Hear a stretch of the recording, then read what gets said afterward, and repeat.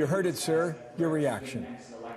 Well, I have several points to make. First of all, when she talks about a monarchy, that's why we have elections. The second point is if this really is an exigent circumstance, as she alleges just now, why did we take all of August off, 5 weeks, another week off in September, almost 2 weeks in October, another 10 days in November, with no action on impeachment or investigation?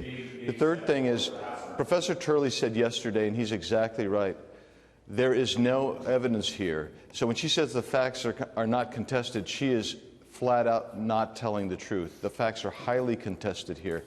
And we have not had fact witnesses in the committee of jurisdiction that's going to be marking up articles of impeachment. And what the point is Professor Turley said, going forward on such flimsy evidence, that's how he described it, in such a fast, quick manner without a thorough investigation. And he's not opposed to necessarily to impeachment. He just says you can't do it the way you're doing it. He said it will actually undermine the notion of impeachment in the future, and there won't be a president who is not subject to impeachment under these flimsy standards. And that's where they're going. And this is just flat out a political move on the part of the Speaker and the Democrats. Okay, two points on that. One that apparently was said to her caucus yesterday. She said, this is the moment. It's unlikely we're going to get more information. It could be months until the court cases are ruled on. That goes to the time crunch now on behalf of Democrats. And she just said here, too, when you look at the election of 2020, she said, the president suggests he might repeat his guilt and return to power. They have a clear concern now in an election year that they cannot move forward unless they do this now, sir. Well, but here's the thing. If they thought it was such an exigent circumstance, why did we take what is tantamount to 2 months off in the middle of this investigation? You see what I'm saying? And if impeachment is the right remedy, doing it 6 months before an election is just as important as doing it now and trying to cram it in. And when she says that we would not adduce any more information, how about this? How about declassifying the Inspector General of the intelligence community's testimony? That's classified. How about letting us have fact witnesses in the Judiciary Committee itself, where we get a chance to go through and rehash some of this stuff and expand and bring in some of our witnesses that we would like to have testify? What we're doing is we're seeing a rush to impeachment at this point, and it's being done in a manner that's not providing process. One thing that looked apparent from yesterday's testimony with the law professors is that the Muller report may become relevant again for Democrats. Do you get that sense that they will reach into the Muller report and look for possible charges of obstruction of justice that came from there? Absolutely, Bill. I think you're right on the money there. I think that's why they're starting to bring up obstruction of justice. They don't have all the horses on the other end, so they're going to try to bring up Mueller. But the problem with Mueller is that's been ruled by the DOJ as being devoid of criminal activity. But I think you're going to see several articles of impeachment so that there's a menu there so that some members can vote no for political purposes and then vote yes under the pressure of the Speaker so that they can go back to their districts if they're in those 31 contested districts and say, hey, you know what? I viewed this carefully. I voted no on this article and this article, but, you know, I just felt evidence was important, so I voted yes on that. That's the type of political shenanigans that are going to go on here in order to undermine the election of 2016. Was this a foregone conclusion even before the hearing started yesterday? I asked that because Mitch McConnell's office apparently cleared the calendar for the month of January.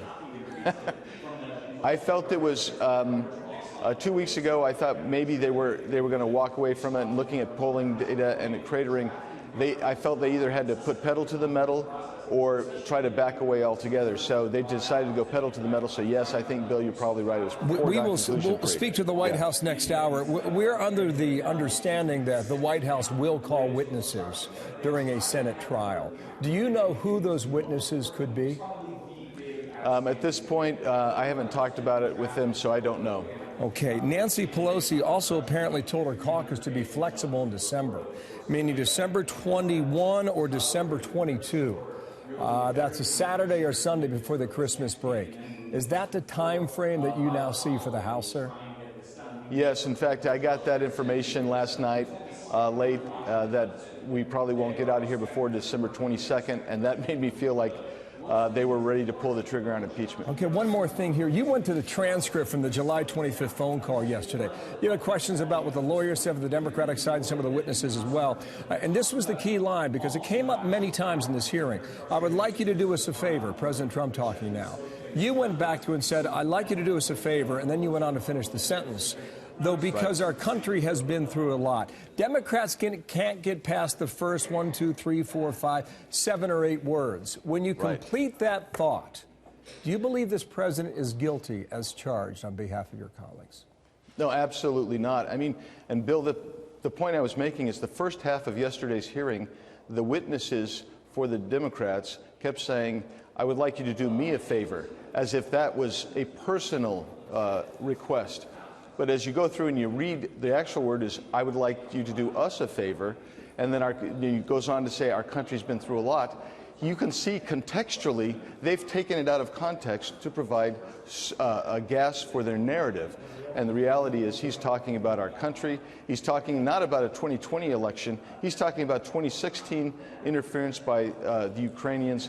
And whether you think that's a false narrative or a true narrative, that's what he was getting at in the context of all the corruption. It's an important distinction. I know it's been batted around back and forth. A couple quick ones here, then we're going to bring in another guest here.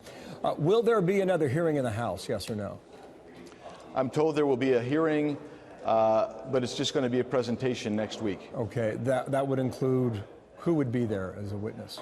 Well, we don't know that yet. I mean, the rumor is that it's going to be Goldman, who's the attorney for the Democrats in the Intel Committee. Okay, and will Republicans, this is what I'm driving at, will Republicans bring on another witness? Will you call Jonathan Turley or someone else for that hearing?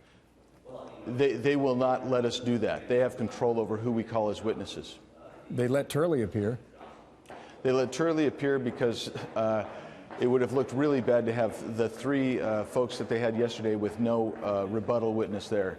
So they let that happen, but they're going to present the Intel Committee, and they're going to use a staffer, so they're going to try to limit us to using one of our staffers to present. Andy Biggs, the Republican from Arizona. Sir, thank you for taking the time with us today. Come on back soon. Much more to discuss on this breaking news as the Speaker of House has made it official.